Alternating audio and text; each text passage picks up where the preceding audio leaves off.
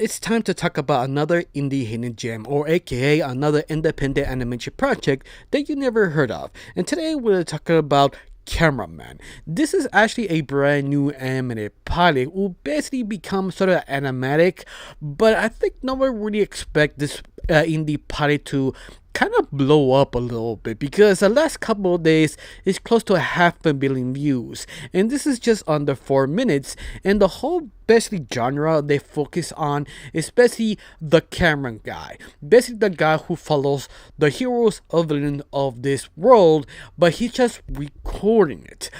But how this pilot shows you, it's just so interesting because Nikki, our main lead, the camera guy, is just bored. The best way to describe him, he's basically One Punch Man, that he's seen this again and again and again. He just sort of kind of predicting what gonna happen next every single time with the hero and villain. To out of nowhere, something surprisingly happened and sort of make him sort of shocked to react to do something. And that's basically what happened in the short 4 minute pilot. But this short minute pilot, it just sort of surprising because I wouldn't expect to be this grabbed an hours. I was so entertained, so invested in this because he has that sort of average guy don't really care the situation. Those things became so real, something you don't expect. It just you have to do something, and that itself is pretty interesting because you have to watch a lot of media, a lot of writing to see the sort of gaps, the sort of trope, the sort of things you see 100 times, and ask yourself why they didn't do this instead, or be more funnier that this happened instead, because you see it over 100 times. This becomes a trope, a cliche, a stereotype, and that's the thing. This animatic pilot grabs so much attention because it feels so refreshing, almost sort of kind of commentary of the superhero genre while trying to be commentary. It's more like loving it what it really is.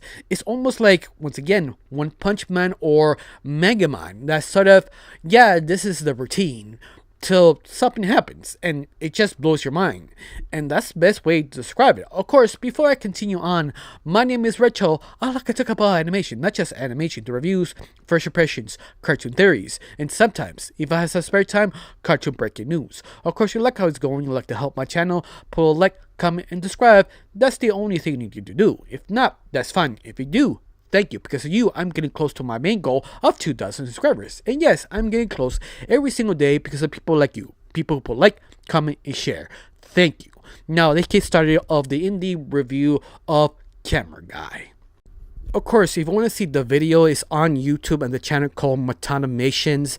And what the creator sort of posts there grabbed my attention because this sort of animatic, yes, this is an animatic. If you don't know what that is, it's sort of what it's supposed to look like when you actually finish the animation. It's sort of the test footage, in other words. But this test footage works super well. Well, besides that, the creator do a post on his own channel saying this is supposed to be a sort of 800-page sort of essay.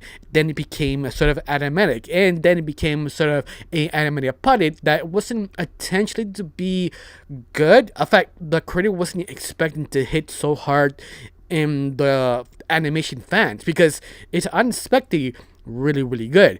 Maybe because it sort of hits every single note so well and timed so well that you just fall in love with it. Especially you think with the name Camera Guy, that you like, that's kind of vague. What do you mean camera guy? When you start watching, you get it, because ironically you follow the camera guy, and that's the interesting part. How do you get that job? I want to know that, because the guy just follows the main hero of his world called Wonder Man, and he just follows him, taking with his sort of evil doomslayer that is basically his evil rival slash enemy that go one-on-one in battle, and he just doesn't care. He just bored to death. In fact, the whole indie pilot is all about a narration from the camera guy. But the camera guy is us. We have seen this. We see the cheese and one-liners. We see the ultimate attack. We've seen the ultimate sacrifice. But how it's done is the fact you were surprised with the camera guy. And that's sort of hard because when he just started narrating, you get the guy. You like, I'm tired of this. Like, nothing really changed. Everything is the same till Doom's Slayer, the main villain of Wonder Guy, does a sort of a secret attack. It sort of kills the main hero. He's just, what? I mean, it's interesting because he wasn't expecting it. Not just him, it's everyone. But when he hits, it's the fact when you see blood. Because this whole animatic doesn't really have color. It's just regular black and white now words that you just see the drawings moving, the voice acting, the audio. You see here the whole shebang, but you don't expect the blood to reappear. It really does stand out. It really gives you that sort of shocking moment, that reaction that the camera guy gets, because Nikki, he wasn't expecting it. He wasn't expecting anything. But you could tell he's sort of freaking out, doesn't know what to do. But at the very end, he started calming down, saying, well, it's okay. I mean, I don't have to worry. It doesn't do something stupid like destroy my own apartment, right? And ironically, this is sort of the satire sort of comes. The evil Doomslayer points out the building he could destroy, specifically points out Nikki's building. And everything went to basically hell because everybody freaking out. The more around the thing about to destroy his house. He doesn't know what to do until when Nikki decides to react, to actually steps on the bat and take down Doomslayer. But this is the issue. He has a more quandary. What I mean is, by contract, he cannot allow to interfere. This is a true thing in not comedy. I mean, in basically the film industry or television. That if you do reality, the film guy or film woman or film whatever you want to call yourself cannot really interfere. That's what you see, like let's say sports games or sort of survival games. You see the camera guy cannot help. Even they're hurt, you can see sometimes the camera or the equipment people wants to help, but contractually they can't. That's why you see them almost like kind of like jig a little bit, move a little bit, because they know, oh yeah, contract. And they use that in a very fun, interesting way, that if I interfere, I will lose my job. If I don't, I will lose my apartment. Or I'm completely screwed over. And that's what makes this kind of relatable, because what will you do? Keep a job or let your own house be destroyed? Or in this case, his own apartment that 100% sure he pays about $1,500 per month. So yeah, I don't know you. That's sort of kind of risky, but he decided the last minute to actually do it and hit the Doomslayer with his own camera, protecting the whole town, but accidentally becoming sort of the hero, ironically. And this is the thing. Everybody's happy, but he realized he shouldn't done that in the beginning with. That means he maybe become the hero. Maybe we don't know what is gonna happen next, because at the end of the indie pilot it ends there. And according to the creator, he want to continue the series. Depends if this sort of became popular. And you know what? It started to get very popular because it's close to 500,000 views during this recording, because I don't know if it's continuing growing or not. It's one of those kind of hit, kind of underground indie pilots that I hope they do a second part, because everybody in the comment section wants the second part, because it is surprisingly good. In fact, the creator says, yeah, hopefully he gets funding to make a proper pilot, so there's more chance he can redo this pilot but extend it longer, more better visuals, more better shebang now words. And hopefully he does, because this thing has more potential. He's kind of wondering, how do you get this job? who watches this? Like who's the main demographic? That he needs this job, he want to become something else than the camera guy, or he wants a better project to follow a better director, because he doesn't have a director. He's just him recording. He's just basically a news hound, in other words. While the paperwork, while him repairing, he just records things and gives it to his station, and that's it. And I thought that's sort of kind of fascinating. I'm wondering, this is sort of kind of like independent, in other words. He just go and sells the video tapes for whatever places, if video tapes or digital tapes or whatever you want to call it, to the stations. Do we have a main boss? It's a lot of questions that you kind of wonder, and that's a very good thing, because it does ask a lot of questions. He also asks, does camera guy or Nikki have special abilities? Because the only thing he shows, he does have special shoes to allow him to follow the main hero and the main villain, take the battles, get it close to action.